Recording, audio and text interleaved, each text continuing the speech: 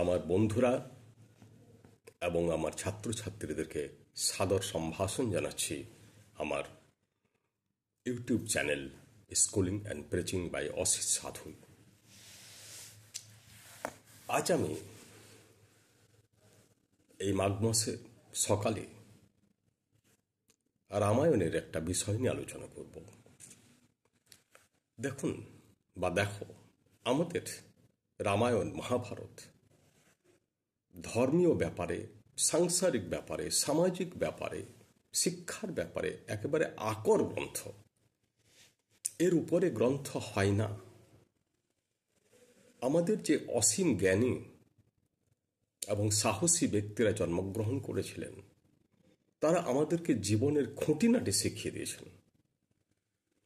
রামায়ণ থেকে, মহাভারত থেকে আমরা সমস্ত কিছু শিখে নিতে পারি, কোনো কিছু বাদ যায়নি। গীতা থেকে কিচ্ছু বাদ যায়নি, মহাভারত থেকে কিচ্ছু বাদ যায়নি। রামায়ণ আর একটু সরল ব্যাপার। এখানে পলিটিক্সের কচকচানি কম, এখানে সামাজিক এবং পারিবারিক ব্যাপারটাকে বেশি করে তুলে ধরা হয়েছে। রামচন্দ্রের চরিত্র, লক্ষণের চরিত্র, সীতার চরিত্র দেখুন, এই চরিত্রগুলোকে এখানে পর্যবেক্ষণ করতে বলা হয়েছে এবং জীবনে ঢালার কথা বলা হয়েছে। কিন্তু সমস্যা হলো, আমাদের এগুলোকে পর্যবেক্ষণ করার মতো যে দ্রষ্টার চোখ চাই, সেটাই আমাদের নাই। আমরা নিজেদের মতন করে বিশ্লেষণ করে ফেলি এই শাস্ত্রগুলোকে।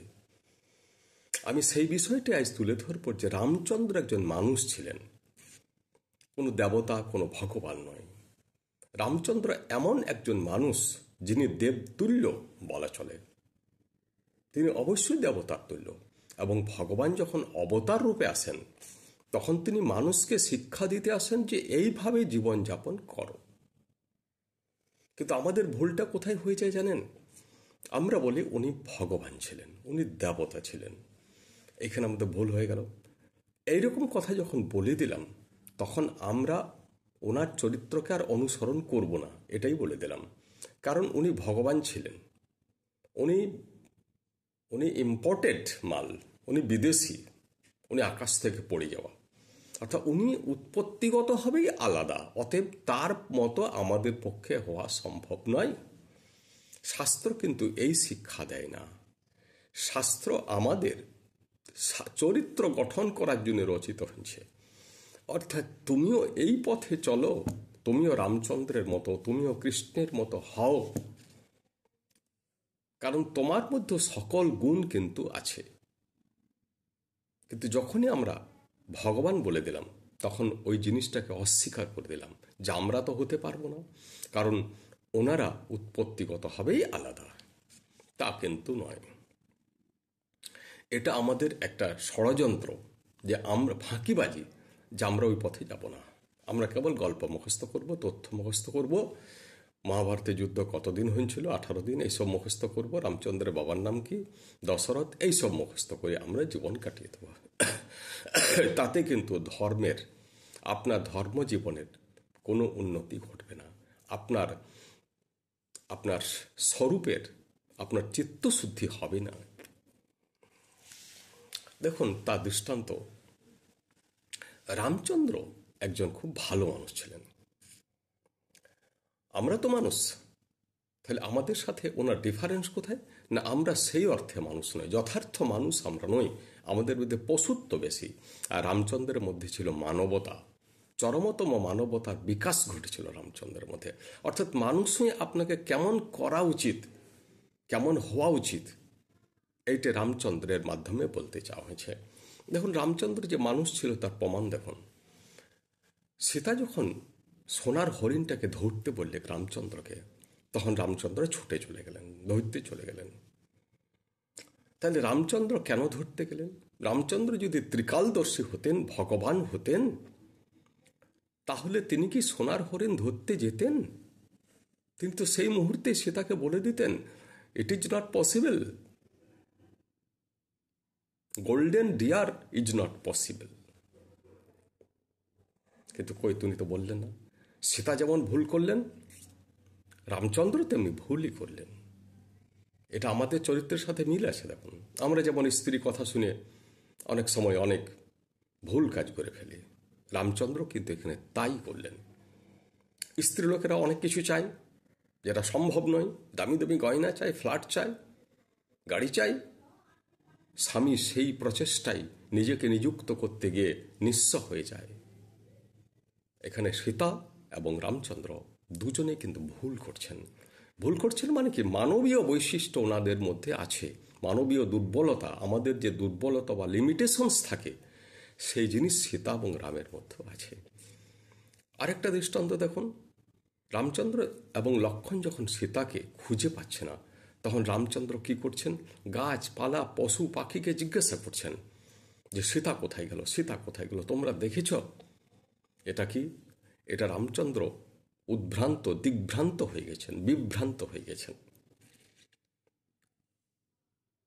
তাছাড়া গাছপালা পশু পাখি কখনো বলতে পারে যে সীতা কোথায় গিয়েছে? এই জিনিস আমাদেরও হয়, আমাদের মধ্যে দুর্বলতা আছে।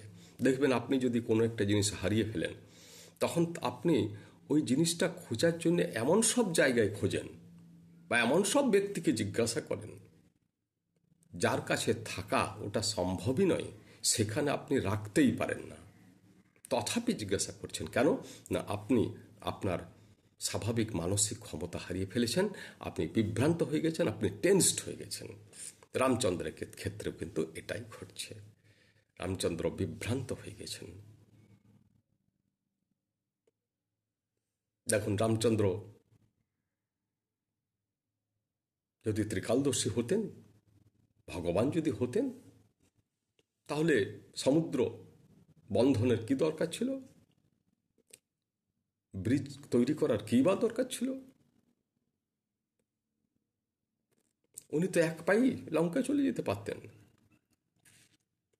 কিন্তু তিনি ব্রিজ তৈরি করালেন তার সহযোগী লোকদের দিয়ে। আমরা মানুষরাও কিন্তু এরকমই করি। আমাদের যারা বন্ধু বান্ধব আছে তাদের মাধ্যমে সাহায্য নিয়ে, তাদের কাছ থেকে সাহায্য নিয়ে আমরা কোনো একটা বিপদ থেকে উদ্ধার পাই। রামচন্দ্র কিন্তু তাই করলেন এখানে। অর্থাৎ আমাদেরকে এই যে রামচন্দ্রের চরিত্র, এর মাধ্যমে আমাদেরকে শিক্ষা দেওয়া হয়েছে যে দেখো, রামচন্দ্রের জীবনও সুখ দুঃখ বিপদ আপদ দুর্ঘটনা সবই ছিল, কিন্তু তথাপি তিনি এত মহৎ হতে পেরেছেন। এটাই আমাদেরকে শিক্ষা দিচ্ছেন যে তোমরাও হতে পারো। রামচন্দ্রকে বোঝো ভালো করে, তাহলে তোমরাও হতে পারবে মহৎ। আমরা রামচন্দ্রের মতো অতটা যদি হতেও না পারি, কিছুটাও তো পারি। কিন্তু যদি বলে দিই ভগবান ছিলেন উনি, তাহলে কিন্তু কিছুতেই আমরা কিন্তু ওনার 1% গ্রহণ করতে পারবো না। ভগবান এই অর্থে যে অবতার, ভগবানই অবতার রূপে অবতরণ করেছেন এই মর্তে, এবং তিনি আমাদেরকে শিক্ষা দিচ্ছেন যে এইভাবে জীবনযাপন করো। আমিও মানুষ, আমারও সমস্যা আছে, আমিও সমাধান করার জন্য অন্যের সহায়তা নিই, আমিও মাঝে মাঝে ভেঙে পড়ি, আমারও লিমিটেশনস আছে, আমারও শক্তির অভাব আছে, আমারও মানসিক দুর্বলতা টেনশন আছে, কিন্তু তথাপি আমি যেভাবে জীবনটাকে চালনা করলাম, তোমরা সেইভাবে জীবনকে চালনা করো। শেষে আমি বলছি, আমাকে লাইক দেবে, কমেন্ট করবে, শেয়ার করবে এবং সাবস্ক্রাইব করবে। থ্যাঙ্কস।